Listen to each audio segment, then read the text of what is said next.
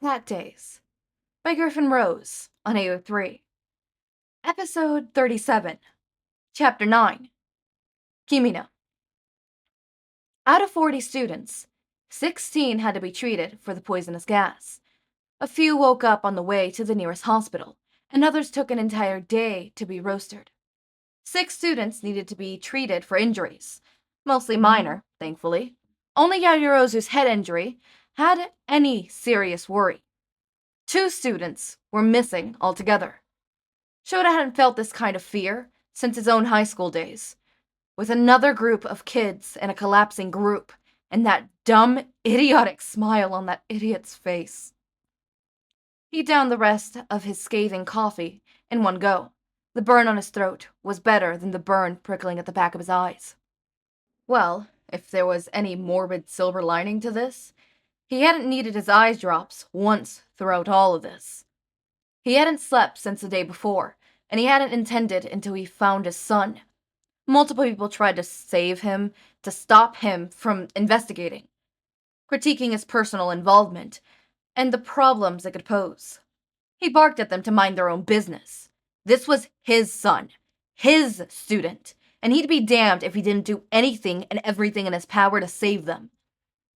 As it was, he spent far too much time in the hospital with his remaining students, getting updates on all of them from the doctors, and calling all their parents to inform them of the situation. The students who were unharmed were all gathered in the waiting room, bags hastily picked from the summer camp. Their parents were on their way to collect some, and Shouta was torn on releasing them into the care of their parents so soon. He knew they needed to be comforted, but were their homes safe? If the villains could get them at a secret training camp, they could find the students anywhere. And this time, there wouldn't be any heroes nearby to save them. Now that had done a lot of good last night. Finishing the last call, Shouta sighed and leaned against the wall, pinching the nose of his bridge.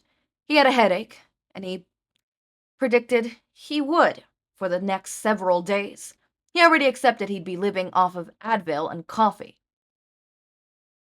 "Hey," Bakugo said, walking up to him.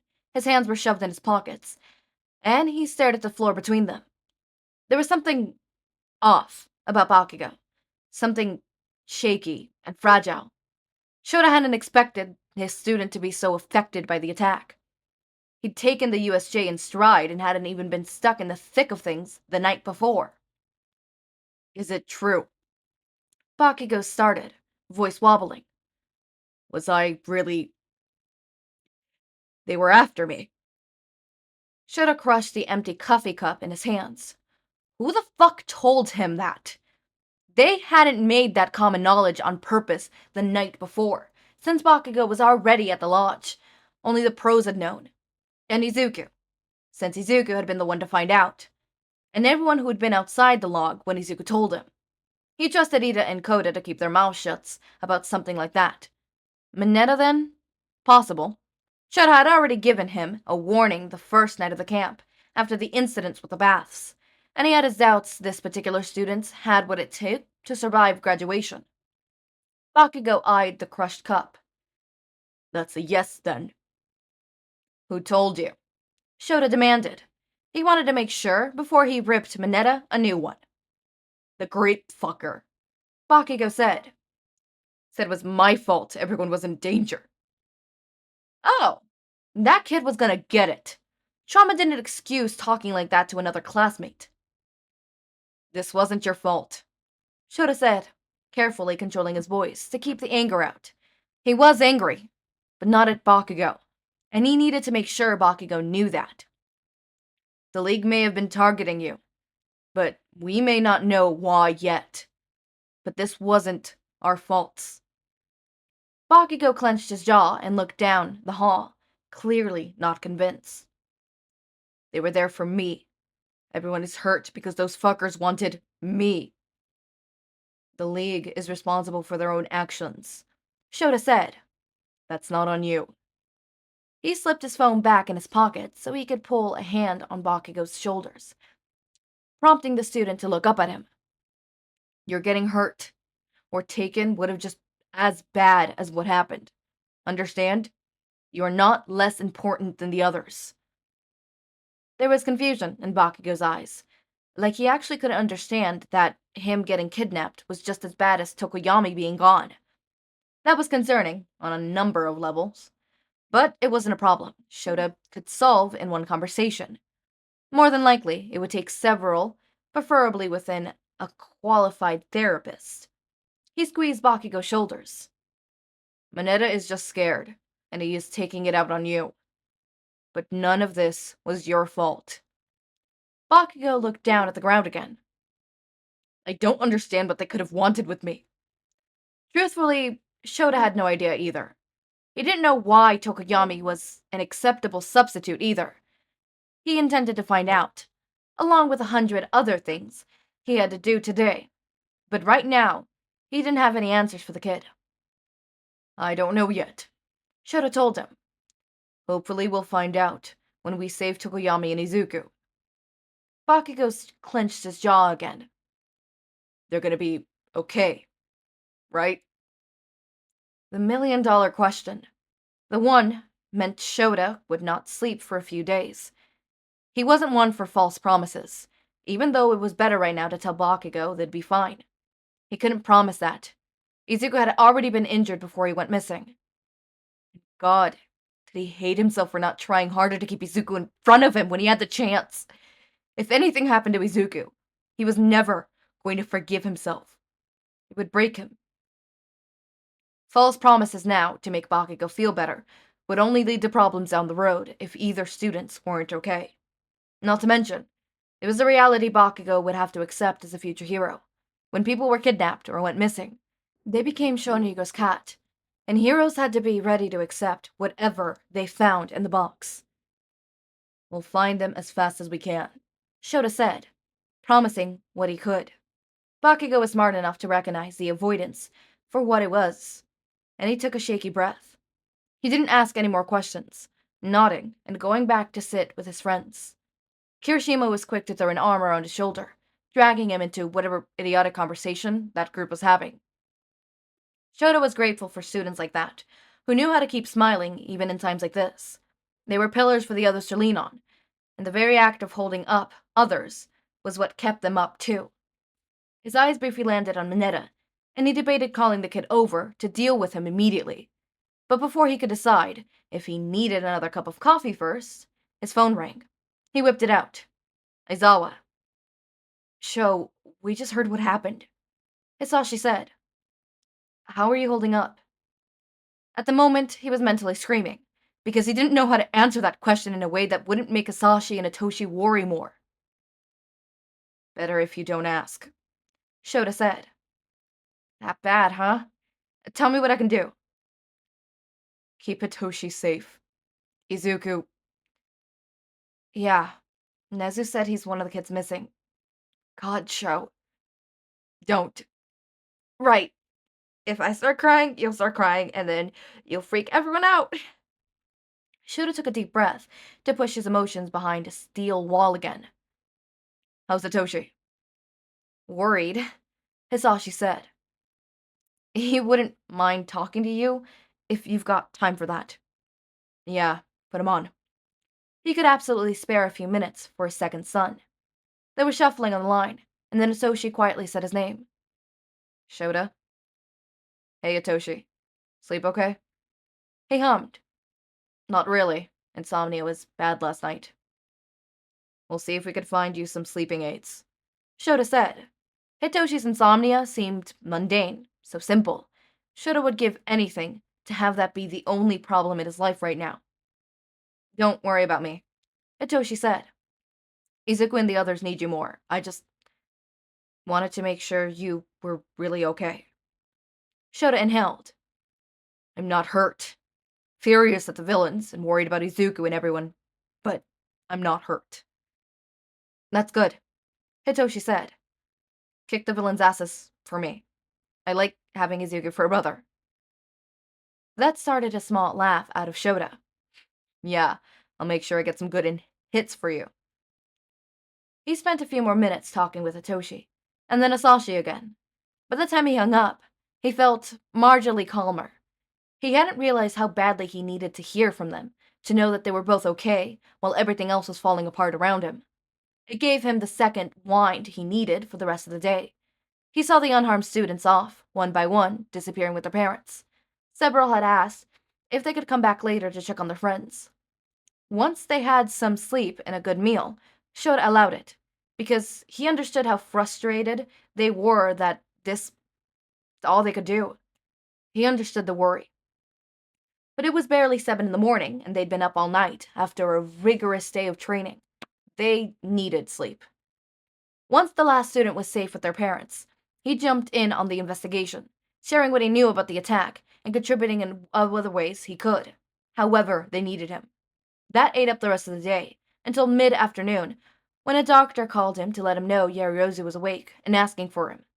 When he made it back to the hospital, he found a few students had returned as well, and they were visiting classmates. Most of these, affected by the gas, were waking up now. Only 2 or 3 were still unconscious, but the doctors promised they'd be okay.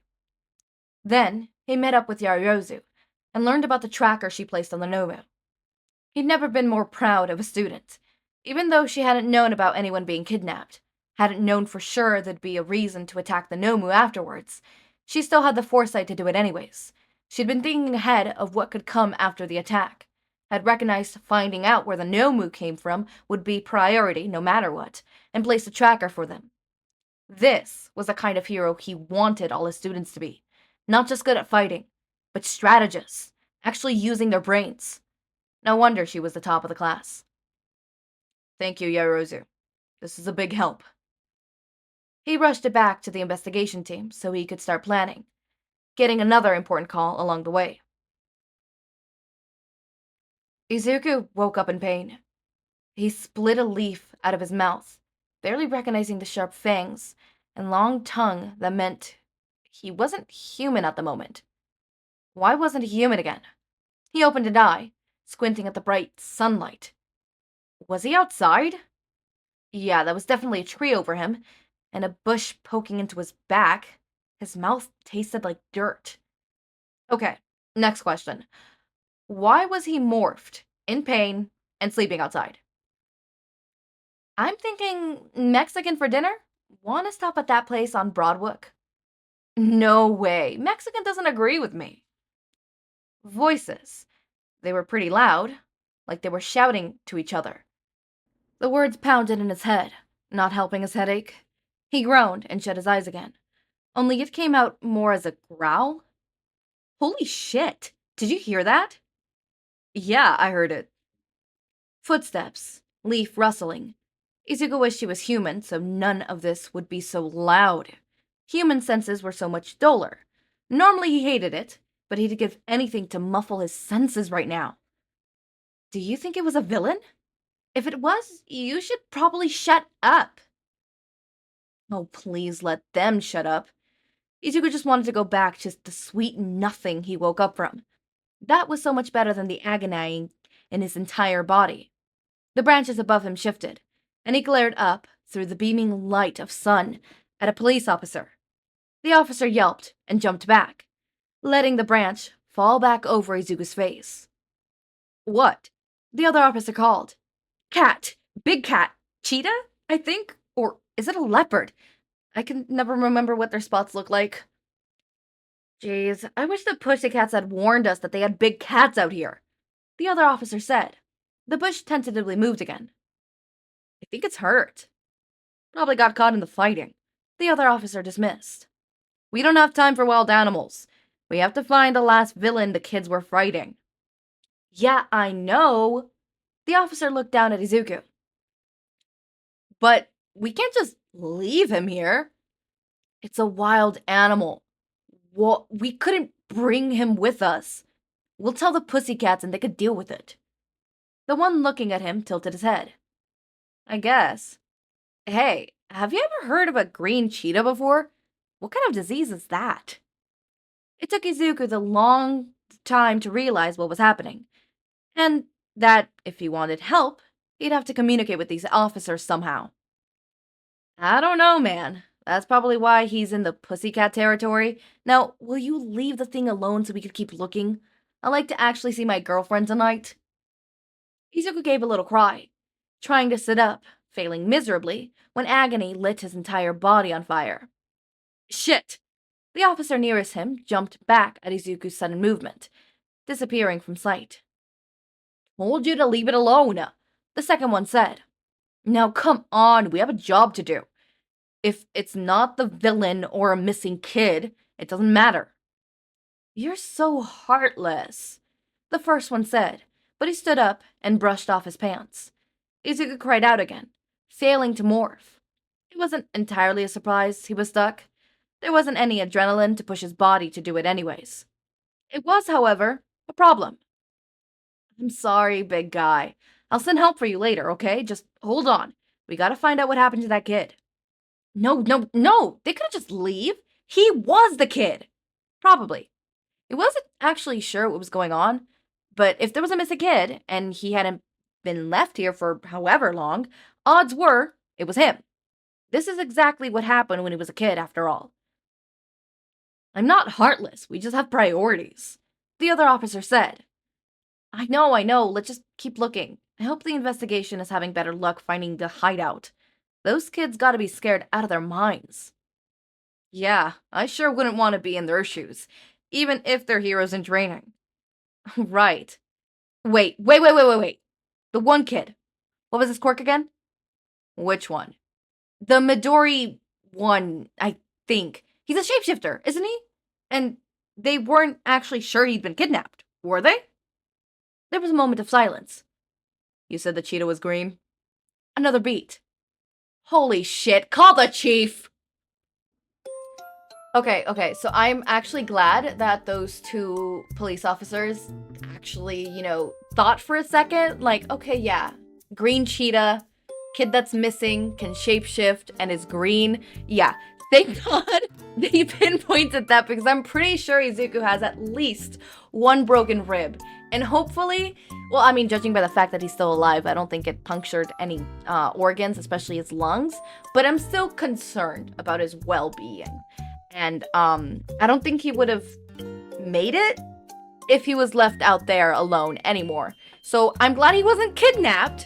Still sad for Tokoyami, but like, I'm glad he wasn't kidnapped, Kidnapping is not fun. But at least it wasn't Izuku. Sorry, Tokoyami. But okay. I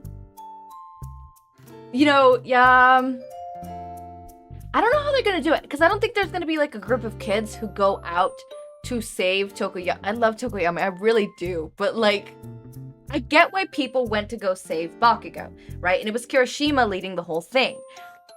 I don't think they're gonna do the same thing for Tokoyami. I hope Tokoyami's okay. I really hope they don't kill him off. Also, I hope Mineta gets expelled. I hope that what he did this chapter was the pushing stone to have Aizawa be like, okay, expelled.